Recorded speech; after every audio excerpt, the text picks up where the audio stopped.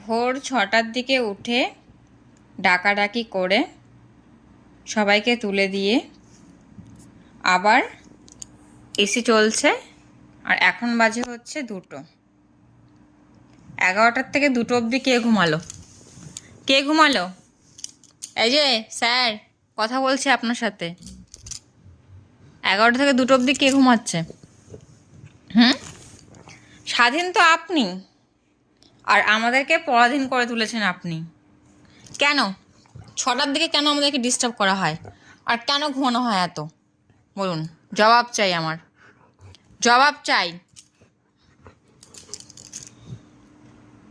কি ব্যাপার, আপনি কি উত্তর দেবেন? উত্তর দেবেন কেন আমাদেরকে সকাল 6টার দিকে তুলে দেওয়া হয় ঘুম থেকে?